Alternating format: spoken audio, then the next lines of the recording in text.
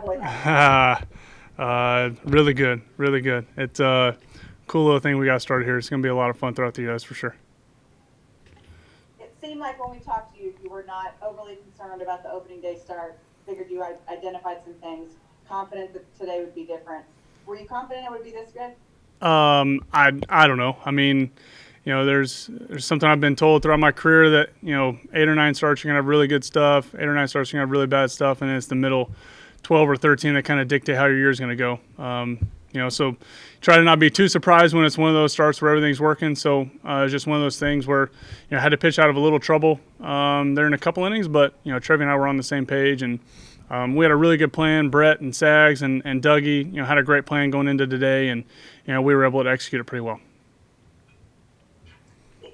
This offense has produced at a good clip from the beginning of the season. When they don't put up a ton of crooked numbers, does it change your mentality, or do you have the same regardless? Yeah, same mentality. I mean, sure there's probably a little different mentality when you're up 6 or 7 runs or versus when you're down 1 or 2 runs. I mean, that's human nature. But I never want to go out there and give up a run. So there's certain times where I might be okay with giving up a run, trying to avoid a crooked number inning. But you try to not let that creep into your mind. But as a pitching staff, we're pretty confident in the stuff that we have. And I had to talk with a couple of our hitters in spring training saying, listen, there's going to be a lot of games where if we score 3 or 4 runs, we're going to win a lot of them. I feel like we have a lot of confidence in our pitching staff, and hopefully we can keep it rolling like this and just try to take some pressure off these guys. For guys like Leota Taveras, he probably had no idea that jam shot hit was going to be as big of a hit at the end of the game, and it turns out to be the difference maker. So just little things like that can take some pressure off them and allow them to do their job better. And as a pitching staff, that's our job. Thank you, Kyle. Yep, thank you. Hey, Sam.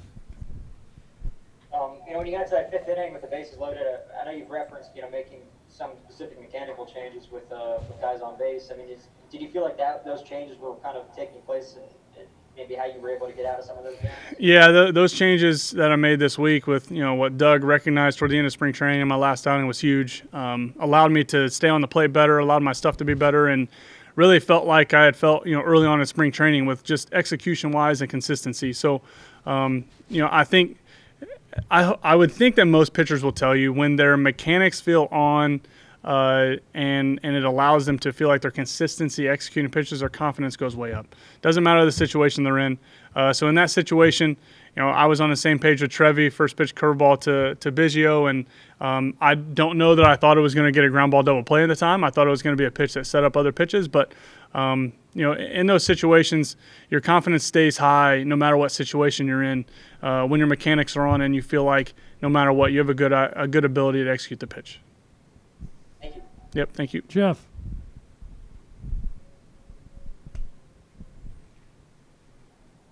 So did you have to do any work between the years after Thursday, or did you just put that in the time? I don't know that I really needed to do too much work in between the years, honestly. It was one of those games where as I look back on it, 2 of the 3 walks, I was, either 0-2 or 1-2 on the guy. I think they might have hit one of the base hits hard, and I ended up creating some of the damage that they did just by, not having good command and being mechanically off. And then when Dougie said, hey, this is what I'm seeing, that kind of solidified it for me. It made a whole lot more sense why maybe I was missing the same way every time. When your mechanics are off just a little bit and it's consistently off, you normally have similar misses. So if you go back and look at last year, I gave up a lot of homers on balls that I missed arm side. And because of how I was doing my mechanics in the stretch, that's what caused it. So the other day when I was consistently missing glove side on opening day and yanking pitches, there's a reason for that, and it's a consistent, mechanical reason. So once he pointed that out and once I got in the bullpen and felt the difference of being a little bit more upright and fixing that and finding the solution, the work between the years, try to dumb it down a little bit and keep it a little bit simple. All right, thanks. Yep, thank you. Daniel. Hi, Kyle. Daniel Guerrero from MLB.com. Nice to meet you. Nice to meet you. You got strikeouts on a number of different on a number of your different pitches today. How were you able to mix in all your stuff today effectively? Yeah, I think we had a good plan to start. We had a good idea of how we thought they were going to be on the first pitch of the at bat. I was able to get ahead of a lot of guys on either the first pitch or get back into the count on the second pitch, so I wasn't behind 2-0 a whole lot. And that really just opens up a lot of other doors for pitchers. Obviously the old cliche, pitching ahead in the count, what it allows you to do is just dictate how the at-bat goes and dictate, which stuff you're going to throw and when.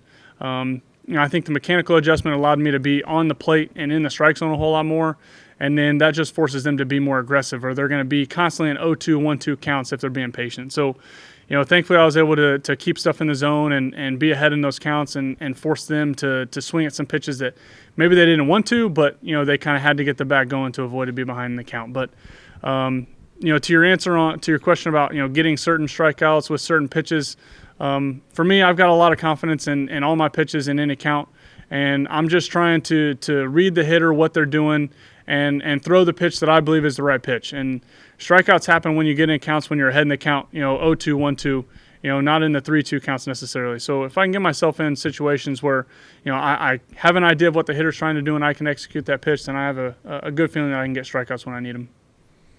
Thank you, Kyle. Yep, thank you. Two more, Sam.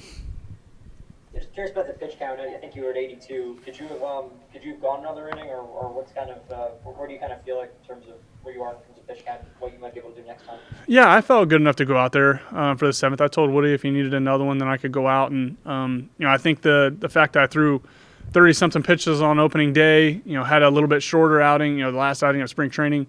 I think they wanted to kind of take it easy this time and allow this to kind of be a build-up start for my next one. I would assume that, as long as I throw the ball well, I shouldn't have any restrictions in my next outing. Last one, Alex. I'm just curious, compared to last year, this was really the first time you got a chance to pitch in this ballpark with the crowd. What was the atmosphere like? It's always better pitching in front of crowds, even if you're on the road. I don't know. It's just cool when you get in certain moments and you can kind of feel the crowd somewhat on the edge of their seat. A big moment.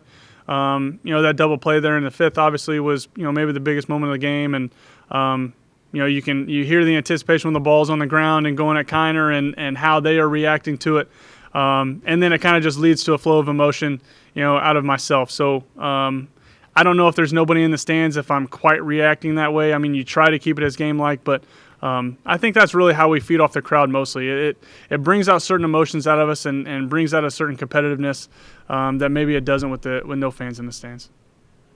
Appreciate it, Kyle. Yep. Thank you. Okay, we will bring in Nick Solak now.